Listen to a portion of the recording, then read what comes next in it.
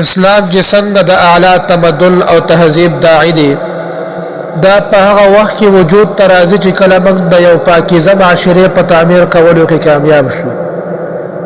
او پاکیزه معاشرې دپاره دا خبره ضروري ده چې ستاسو خانداني ژوند زیات نه زیات مضبوط او کامیاب وي، ځکه خانداني ژوند دا د ښځې او خاوند نه شروع کیږي. چې کله د ښځې او خاوند تعلقات ښه وي، د هغوی ژوند هغه د شریعت موافق وي، د مینې محبت وي او د آداب و لحاظ پکې ساتي، نو بیا دا ژوند ډېر ښایسته او مزیدار ژوند وي. الله جل جلاله فرمایي وعاشروهن بالمعروف، او دوی سره ښه ژوند تیر کوي. نبی کریم صلی الله علیه وسلم د حجة الوداع په موقع باندې یو لویه خطبه وفرمایله چې ای خلکو واورئ، ښځو سره ښه سلوک کوئ، ځکه چې هغوی ستاسو په لاسو کې قیدیان دي. تاسو ته دا حق نه دی حاصل چې په هغوی باندې سختي وکئ، سوا د دې نه چې کله د هغوی له طرف نه ظاهرا نافرماني وشي. که هغوی له نافرماني وشي نو هغوی له د اوده کېدو ځای جدا کړئ او دوی ووهئ، لیکن داسې وهل نه چې هغه زخمي شي. او چې کله هغوی ستاسو خبره ومني نو هغوی ته خامخا تکلیف ورکول بهانه ملټوئ. او واورئ ای خلکو چې ستاسو په ښځو باندې څه حقوق دي او د هغوی په تاسو باندې څه حقوق دي. ستاسو حق دا دی چې هغوی ستاسو په بسترو باندې هغه خلک پرې نږدي چې تاسو هغه ناخوښ ګڼئ، او ستاسو کورونو ته د هغه خلک را نشي چې د هغوی راتلل تاسو ته ناخوښ وي.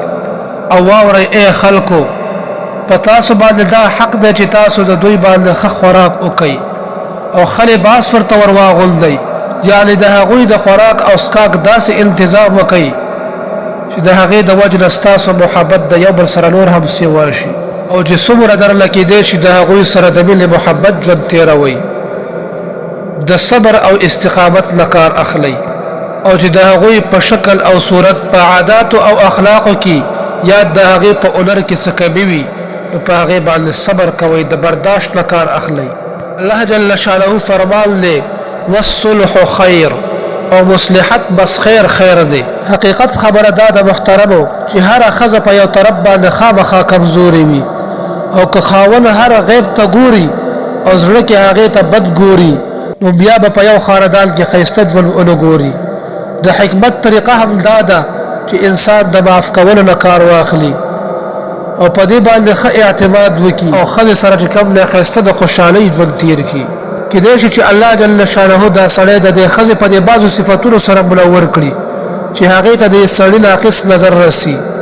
مثلا په ښځه کې د دین، ایمان، د سیرت او اخلاقو څه خوبي ده چې د هغې په وجه ټول خاندان لپاره د رحمت باعث وګرځي، یعنې د هغې نه داسې یو پاک روح پیدا شي چې یو عالم ته فایده ورسي، او د خپل ژوند پورې د خپل پلار دپاره صدقه جاریه وګرځي، یا د ښځې او سړي د اصلاح ذریعه وګرځي او هغوی له د جنت د نږدې کولو مددګار وګرځي، یا د هغه ماشوم په ذریعې سره په دغه پلار باندې الله جل شانه د رزق فراخي راولي. لہذا د ښځې په ظاهري غلطي سره د کور ټول نظام بربادول نه دي پکار، بلکې د مینې او محبت زندگی تیرول پکار دي.